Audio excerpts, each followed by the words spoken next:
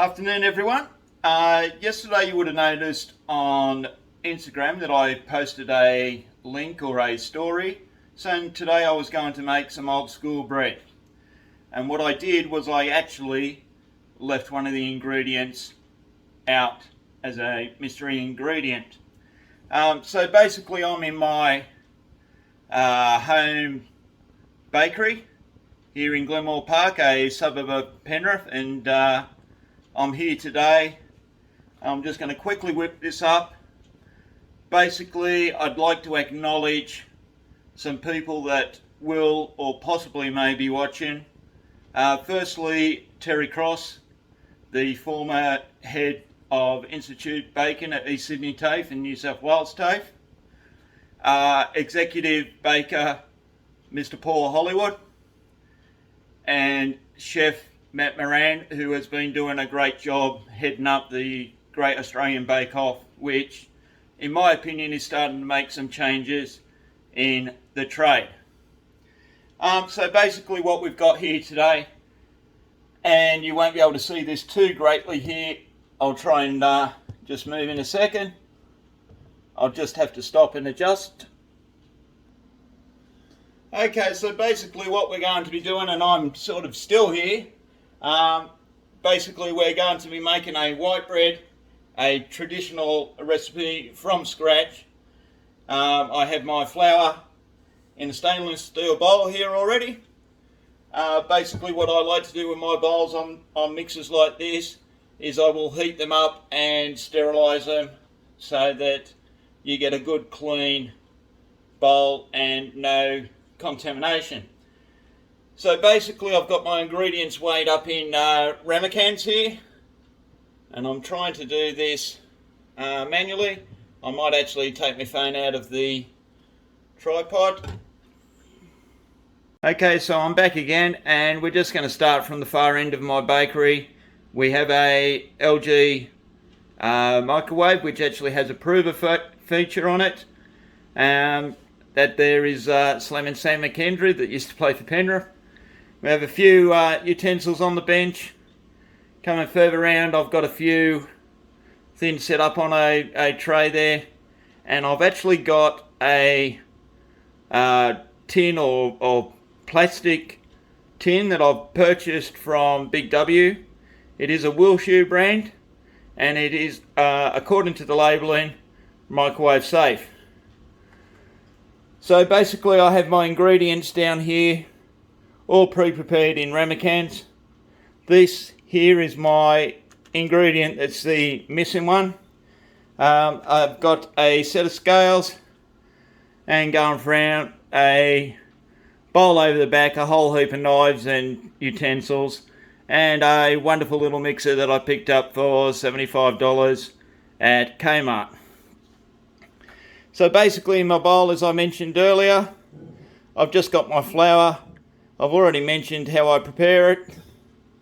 So basically what we're going to do is go with the different ingredients. And we have, I'm not going in any specific order, but we have sugar. And you will notice that I will place them around the edge of the bowl so they don't contaminate. That's your salt. We have here some Wallaby yeast food.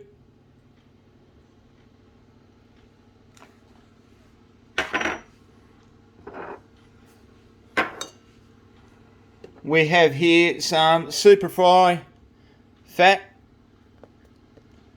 that I just use for my purposes at home. And I have some dry yeast here.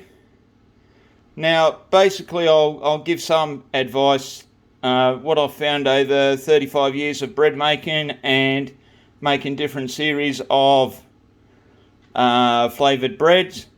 I tend to find any standard recipe that has 3% of yeast in, for anything that you're mixing an additional ingredient or flavouring in, you will need to take it up to a minimum of 4 to 4.5%.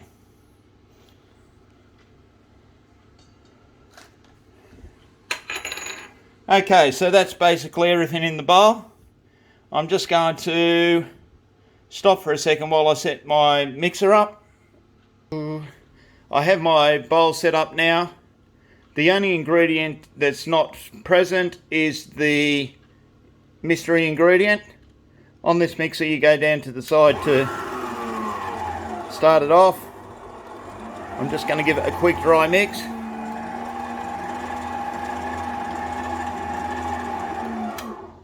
And then I'm going to get the mystery ingredient if I can open the bag, which I'll do just on the side here. So basically what I've decided to make is white bread with a omega-3 flake seed present. What I will do is just tip it into the flour and try and get a close-up. I'm hoping you can see the different colours and textures there. It should be a very nice boutique sort of flavour, some omega fats in it, and generally just a different type of bread. Now once again I'm going to start to dry mix this.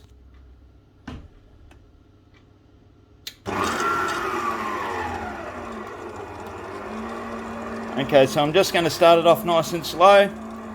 I've pre-prepared my water.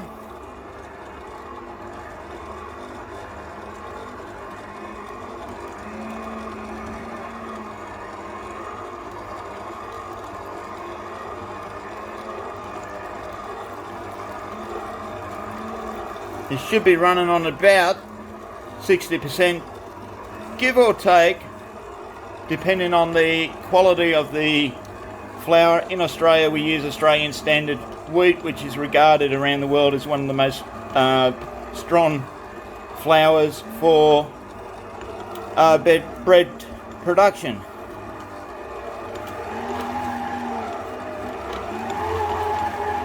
Now the beauty of my mixer is its control on the side.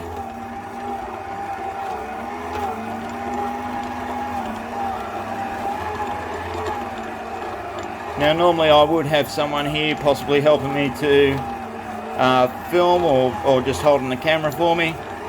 Unfortunately young Toby had to go to school today.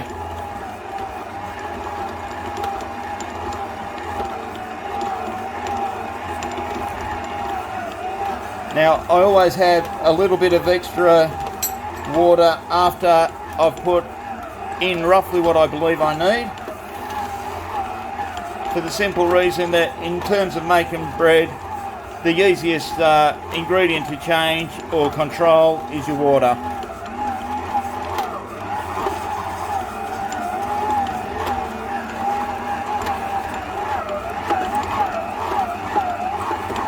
As you can see, it's starting to come together.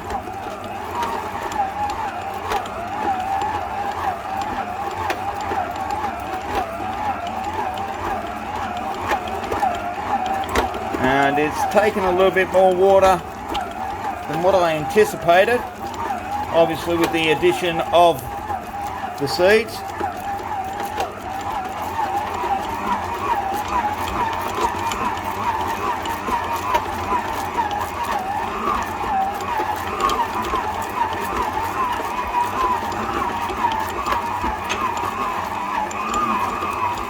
Now in my particular mixer we're going to mix for approximately about 6 to 7 minutes depending on the development. You can always take it out if it looks as though the mix is struggling, and do a little bit further of your gluten development by hand mixing.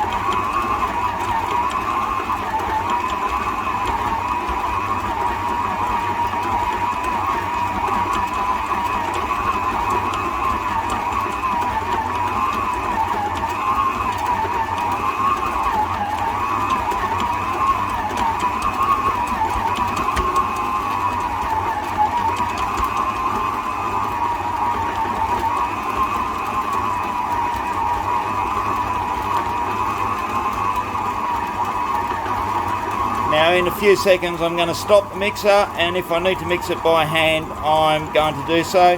The two things that I look for is when it's mixing a clean bowl around the sides and how it's forming a ball shape on the hook of the mixer.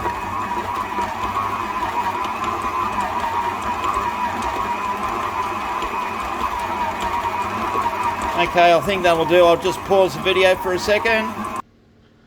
Okay, so there you have your finished dough. Basically, as you can see, a very sort of grainy texture. I didn't require to do any further mixing. I just gave it a quick round up in my hands. As you can see, there's 956 grams there. So roughly I'm going to get either 2 loaves or 1 loaf, and I'll probably do some rolls or something like that, some knots, just to see how it turns out. Okay, so what I'm going to do now is just rest it in a bowl that I've got for about 10 minutes. Nice easy sized bowl from Woolworths, and the beauty of this one is that it has an airtight lid on it. I won't seal that off at the second, but you can see that that comes down like that, and I will do that and let it rest for about 5 to 10 minutes.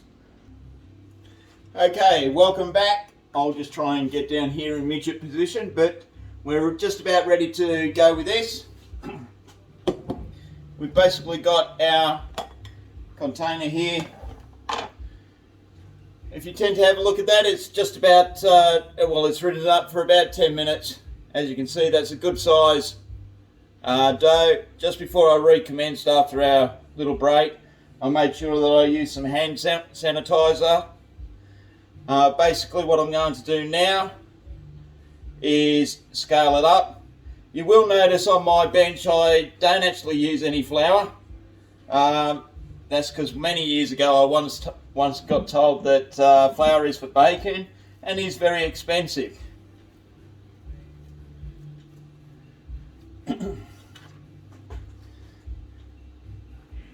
So once again, 957. So I'm going to go for about a 480 loaf.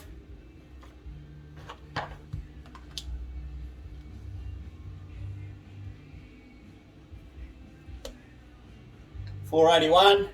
I'm just going to put that one back in the bowl. We've got 475 left with the other one.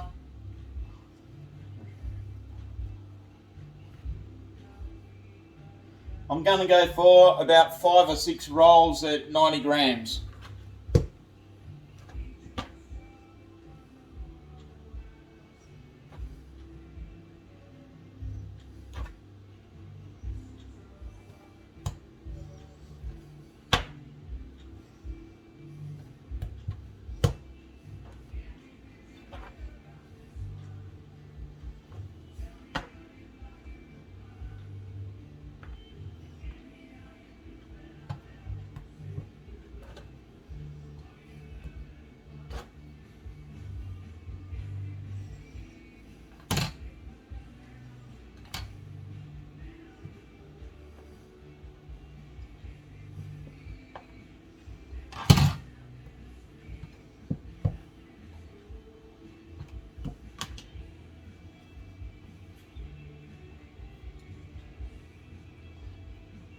So we've got 5 rolls, and my little bit that's left over, so we don't have any waste, I'm just going to divide back into the 5 rolls.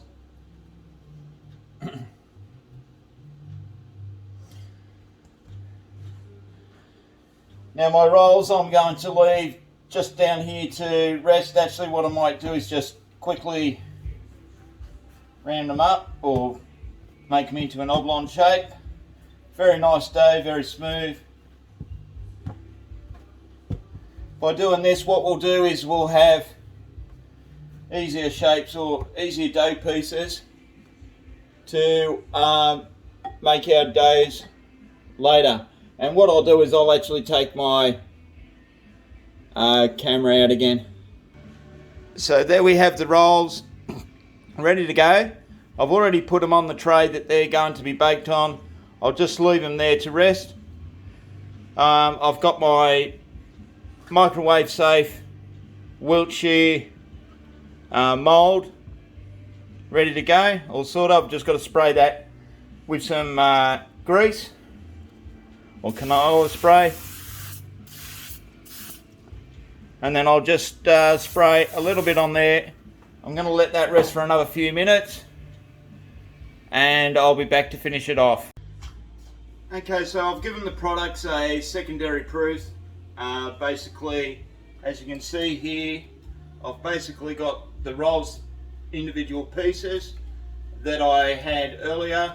I put them on my baking tray with some greaseproof paper and then another layer of greaseproof on top just to keep the skin off them.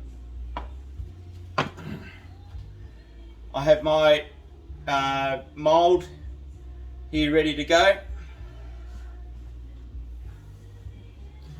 And once again, my bowl, purchased at Woolworths if anyone wishes to get one. Nice and clear. It's a nice size for that mixer. It holds roughly about 700 grams of flour.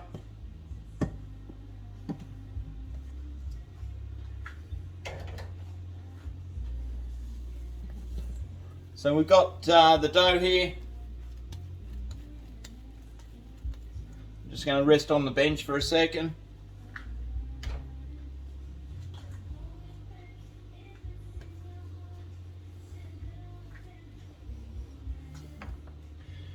And just here we have every baker's favourite tool, the apprentice beater. So basically I'm just going to quickly roll this out. I'll just adjust the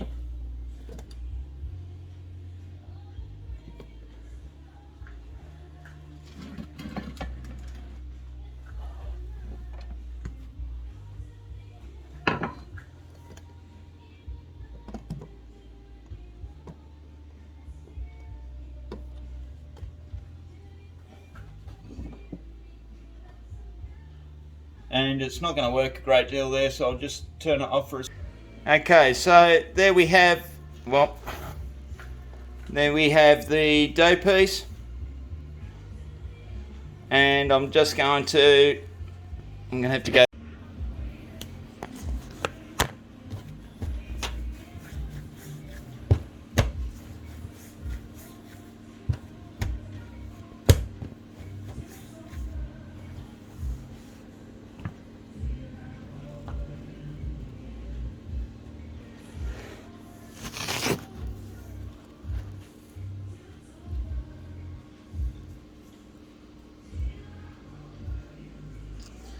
Fuck me.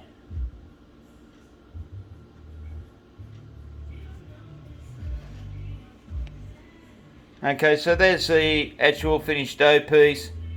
What I'm actually going to do in a second is just do some decorations, and I've got some Parmesan cheese up there, and then I'll be putting it into the prover, which is basically my LG microwave. Okay, so I've just put some diagonal crosses into that dough piece. I'm going to spray it with a little bit of water and some Parmesan cheese on top. Okay, so we're going to go to the microwave for the prover. I'll just do that there for a second, and I didn't clean the... So place the mould in the microwave. We have on this one all our controls on the side. If I press proof, it goes to 1, and hopefully pressing start. Now it's saying 4 hours and 59 minutes, but I'll just keep an eye on that. Okay, we're back again to do the rolls. As you can see, they've come to a decent size on the greaseproof paper. I'm just going to gradually just move them over there. I'm going to try to set this up so I can do the rolls and then place it on the tray. So what I've got is I'm going to do two that are just round rolls or long rolls.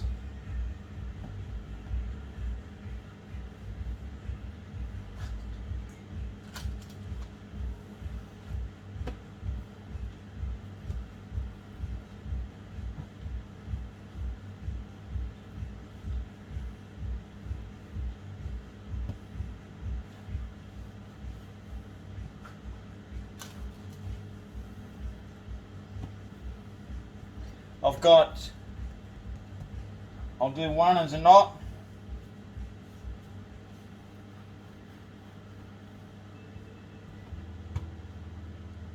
It's very easy done. Left over right, through, and that is roughly the shape that you want to have.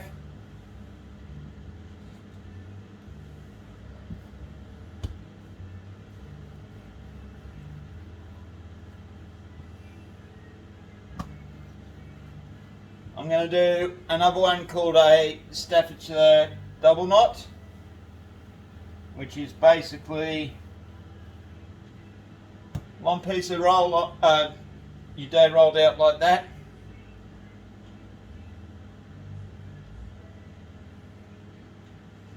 Round like that.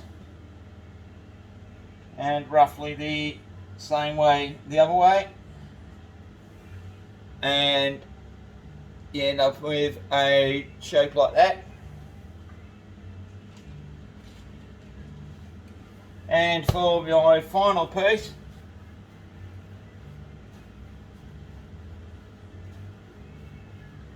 I'm just going to do a standard twist. So I've got my dough piece, basically hold it in a way that one end is a little bit longer. Just hold it like that and just spin round. And you end up with a piece like that. That one I just sealed down on the end of the tray. So here's my tray now.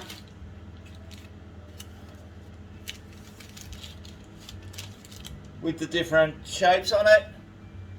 I'm going to cover that again with a greaseproof piece of paper, and given the heat in my home bakery, I'm going to let it prove on the bench for the time being, and I shall be back later when my loaf in the LG microwave is proved and it goes to the oven.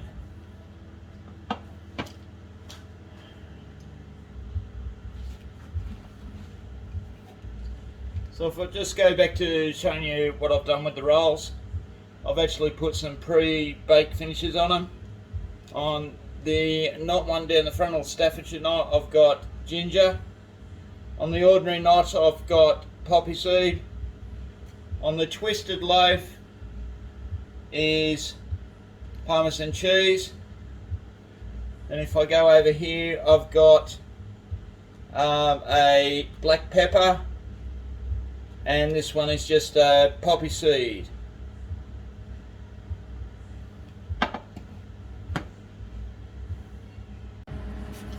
So here is my loaf in the prover. It's been there about 28 minutes. So I'm basically going to put it in a sec. As you can see, it's about 3/4 proof.